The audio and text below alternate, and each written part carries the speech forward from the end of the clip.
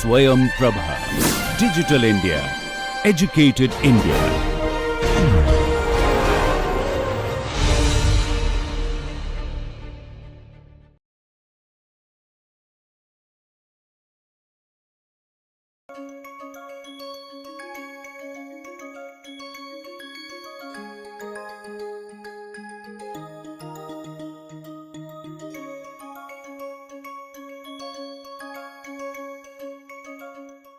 Namaste.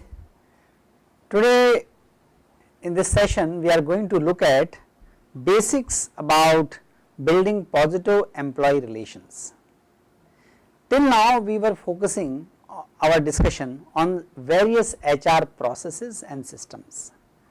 In this session we are going to talk about the final outcome or desirable expectation of mature HR processes and systems as experienced by the employees and employers.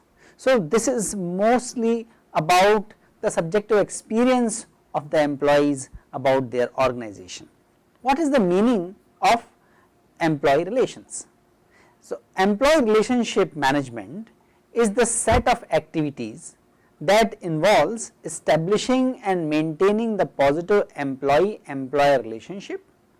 And when we can say it is positive, we can say it is positive when it contributes to satisfactory productivity, it contributes to the employee motivation and morale, discipline, and which results into maintaining a positive, productive and cohesive work environment.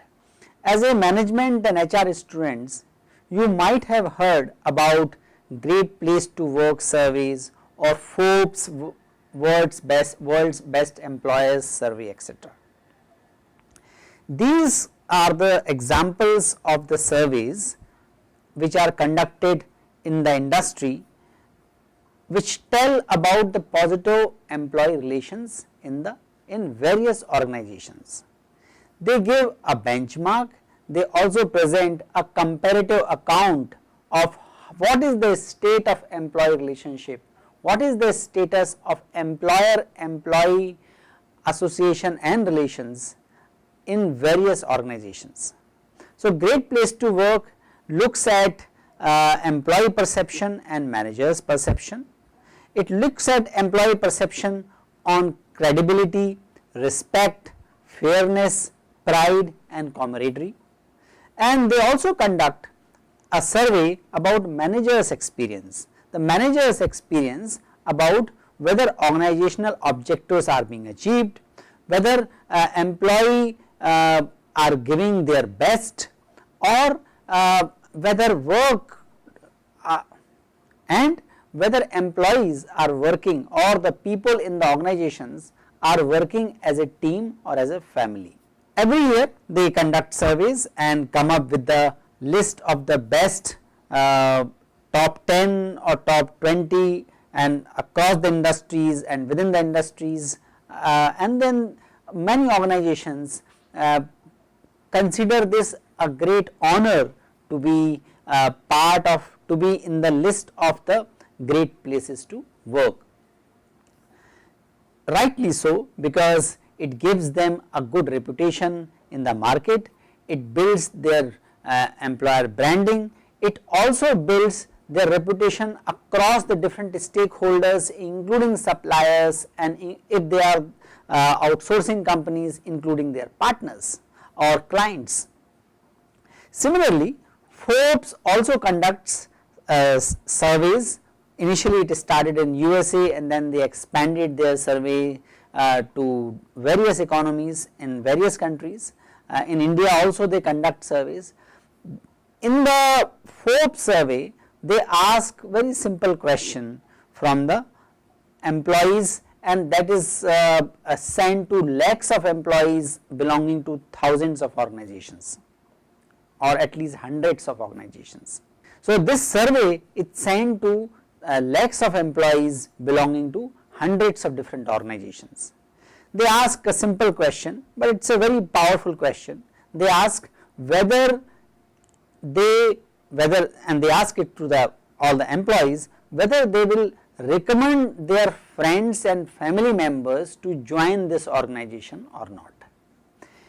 Depending on the employee's willingness, respondent's willingness to positively recommend their organization to their friends and family, they come up with the ranking.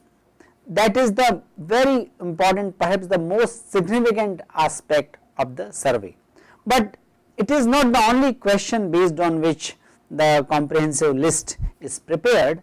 They also look at image, economic footprint, talent development, gender equality and social responsibility related aspects of management, and employees or respondents are also asked about these aspects. This is the list of the recently acknowledged as Great Places to Work and Forbes Best Employers. You can read about these organizations more on the Great Place to Work website or the Forbes Best Employers website. You can also get information about these organizations and their HR processes in the various sources on internet.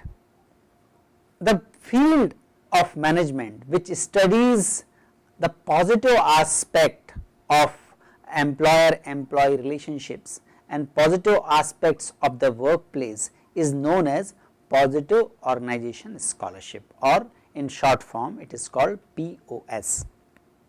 POS arises from the branch of positive psychology. Positive psychology, as we know, is a study of human potential and positive characteristics of human personality. Positive psychology looks at positive strengths, positive emotions, and also has started looking at positive institutions and positive events in the human life. Arising from this fundamental field of positive psychology, Positive Organization Scholarship also studies positive organization behavior, that includes positive practices, the effect of positive practices, the impact of positive practices on the employee behavior, and as it is primarily studied in the business organizations, it looks at the impact of these positive aspects on the business results. In the Positive Organization Scholarship, they look at various positive practices like respectfulness, treatment with the integrity, care, and we will be looking at the list of several practices being studied in the POS. The linkage is that these practices results into positive feeling or positive effects on the employees. That positive effect result into employee commitment, satisfaction and well-being. There are a lot of research studies which have established these linkages. When there are positive effects in terms of the commitment or well-being or satisfaction, that naturally results into positive individual behavior. Positive individual behavior meaning employee would like to stay with the organization for a long time, they will try out new things, they will be taking more initiatives, they will be more cooperative, they will be keeping organizational benefit for whenever they are making any decisions, they will not be consciously harming the organization or will not indulge into theft or indiscipline which hurts organization and its productivity.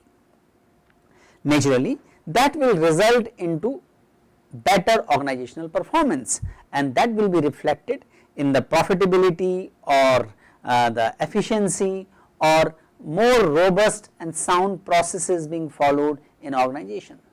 We need to recognize that this linkage